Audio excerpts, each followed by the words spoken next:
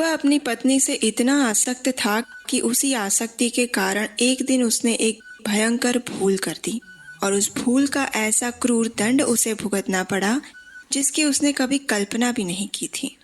आखिर कौन था वो और क्या था वो दंड? चलिए योगिनी एकादशी की इस कथा में जानते हैं।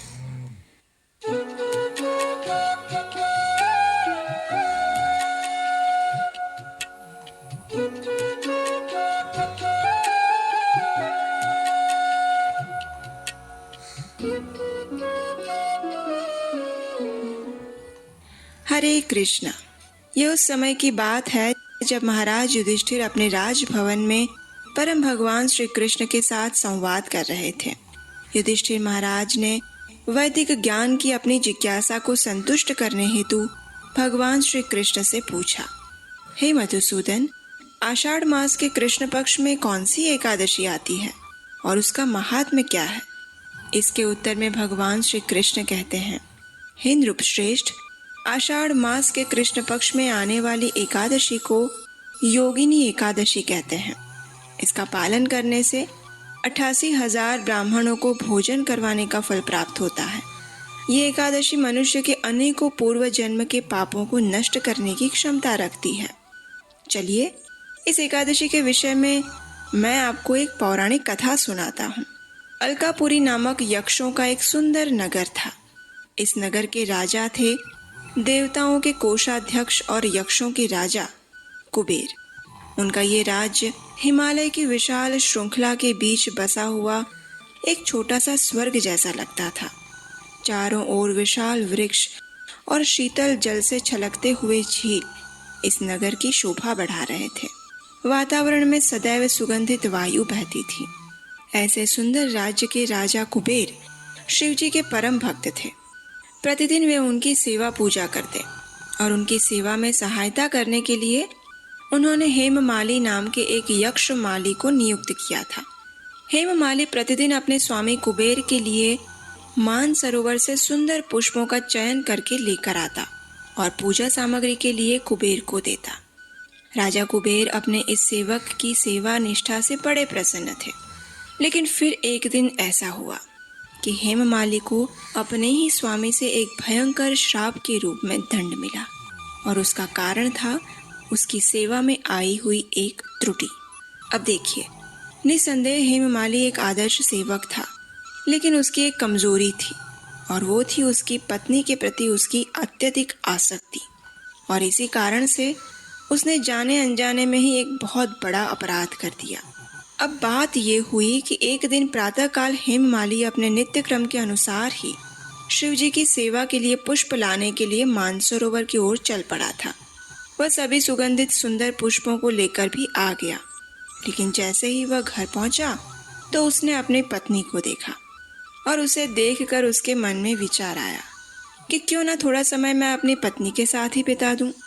अभी तो स्वामी की पूजा में समय है। तो बस ये सोचकर वह कुछ समय अपनी पत्नी के साथ ही रह गया और ये कुछ समय कब 6 घंटे का लंबा समय बन गया, उसे इस बात का ध्यान ही नहीं रहा।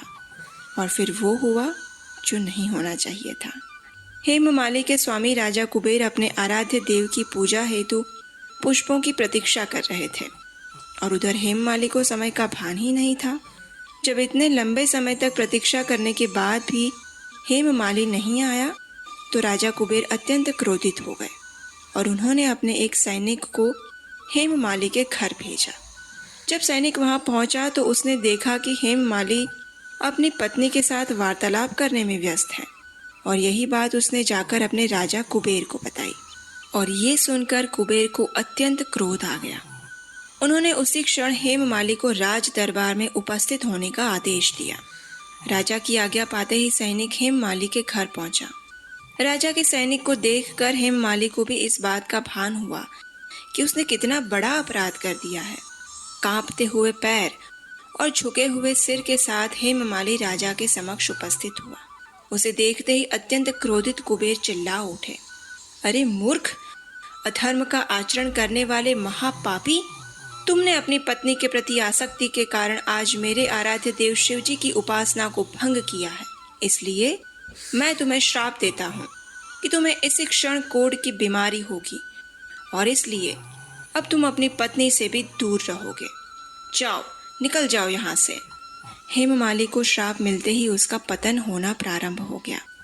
उसका शरीर कोढ़ग्रस्त हो गया और अलकापुरी से गिरकर वह सीधे मृत्यु लोक में आ पहुंचा। कोढ़ की बीमारी के कारण उसका जीवन अत्यंत दुखी हो गया था।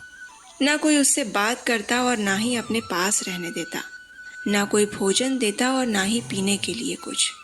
दिन भर उसे सुख नहीं मिलता और रात्रि में नींद नहीं आती, और इस प्रकार अनेक स्थानों पर भटकते हुए उसने अनेक वर्ष व्यतीत कर दिए। अब देखिए, हम सुनते हैं ना कि मनुष्य जो भी कर्म करता है उसका क्षय नहीं होता, या तो उसका अच्छा फल मिलेगा या फिर दंड मिलेगा। ऐसा ही कुछ हुआ हेममाली के साथ। पूर्व जन्म में उसने कुबेर को शिवजी की पूजा आराधना करने में सहायता की थी और उसके परिणाम स्वरूप उसे अपने पूर्व जन्म का ज्ञान था, और इसी पुण्य फल के कारण एक दिन उसके पुण्य का उदय हुआ और वह जा पहुंचा मेरु पर्वत पर, जहां ऋषि मार्कंडेय का आश्रम था। ऋषि को देखकर हेममाली ने दूर से ही उन्हें प्रणाम किया। ये देखकर करुणामय ऋषि मार्कंडेय ने हेममाली को अपने समीप बुलाया और पूछा, हे वत्स, तुम कौन हो और तुम्हारी ये दुर्दशा कैसे और क्यों हुई? ऋषि के वात्सल्यपूर्ण वचन सुनकर हेममाली का हृदय भर आया। उसने अश्रुपूरित नेत्रों से अपने पूर्व जन्म की आप बीती कह सुनाई और उसके द्वारा हुए अपराध के विषय में भी बताया। अंत में उसने हाथ जोड़कर अत्यंत विनम्रता से ऋषि से कहा, हे ऋषिवर, पूर्व जन्मों के कुछ पुण्यों के कारण मुझे आपके दर्शन करने का सौभाग्य प्राप्त हुआ है।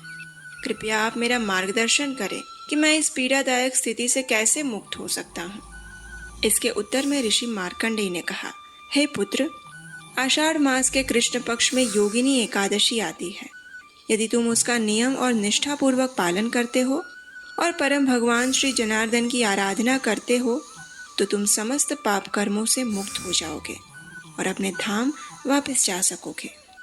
ऋषि मार्कंडेय के वचन सुनकर हेममाली ने योगिनी एकादशी का निष्ठापूर्वक पालन किया और उसे अपना पूर्व शरीर प्राप्त हुआ और वह अपने धाम वापस चला गया।